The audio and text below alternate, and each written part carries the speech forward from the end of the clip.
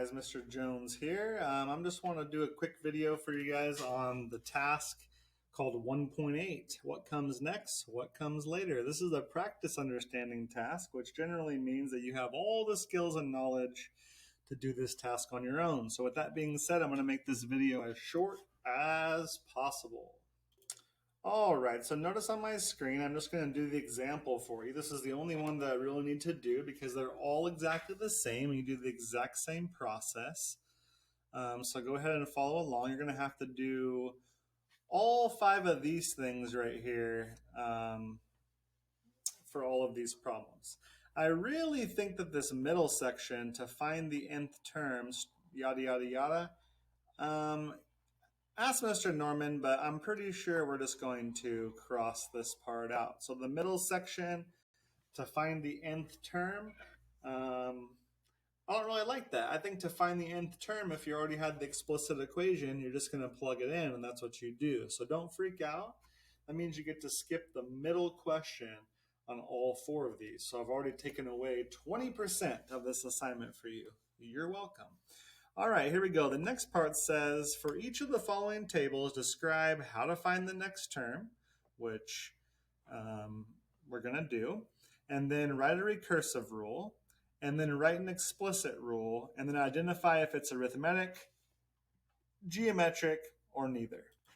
Now, I do want to make clear that if it is neither, and you can prove it by basically saying, hey, it doesn't add by the same thing, and you can prove it, and it doesn't multiply by the same thing, you can prove it, then you can go ahead and say neither, and you don't have to give me any of the rules because you don't know how to find the explicit equation, the recursive equation, unless it's arithmetic or geometric. So that's good news. If you find the neither, you get to circle neither and move on with your life, but you do have to prove that it doesn't multiply and it doesn't add. So that's the one thing you have to do differently. All right, so here we go. Look at this equation. It says to find the next term, what do you do? So the very first thing I would do is say, hey, what's my pattern? So it's pretty easy in this case to find out. I know Mr. Norman hates the word easy, right? It's his big pet peeve. But this is a more simple one because most people could look at this and say, okay, I know how to figure this out.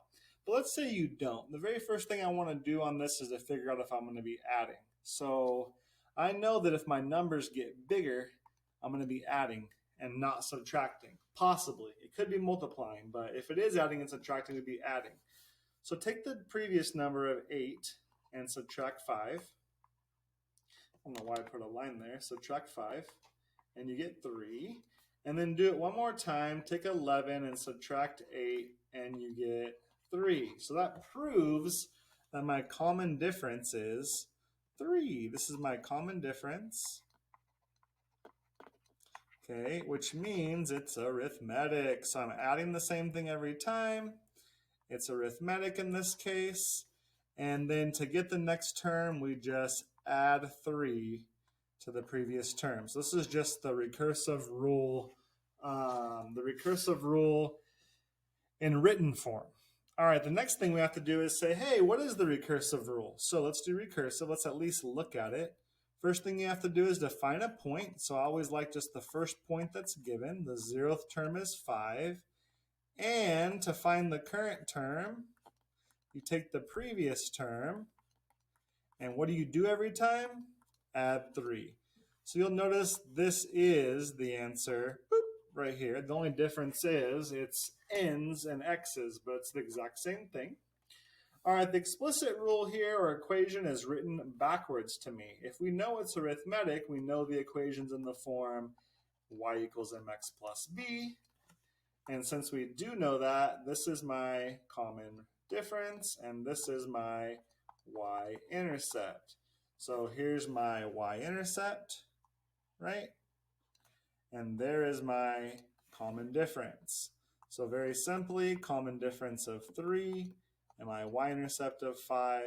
And you'll notice that it's the exact same thing as this one, but this one's just flip-flop. So I showed you how to write the recursive equation in words, write the recursive equation algebraically, write the explicit equation algebraically, and you know how to find out if it's arithmetic or geometric. I can go through this whole task and they're literally all the exact same thing. The only thing you're going to have to do sometimes is move back to the 0th term, which you just work backwards, find the 0th term, and then it'll be a lot easier. And every single problem, it just goes more and more, and they do get a little bit more challenging.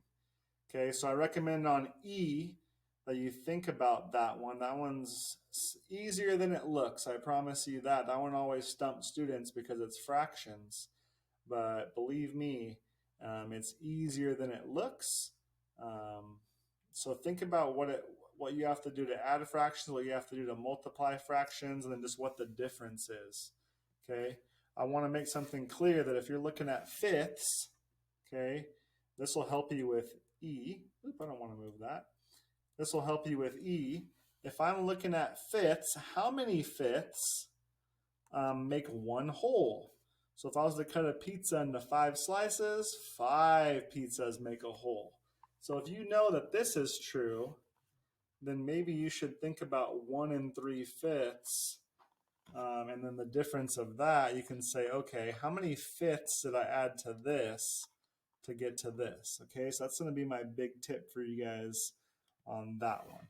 Also, keep in mind on G, for example, that if you're seeing fractions like this, okay, fractions is just division. This is saying 2 divided by 5. This is saying 2 divided by 25. Okay, so think about what that might be, what might be going on there. All right, if you guys have any more questions, please contact your teacher, whether it's me or Mr. Norman.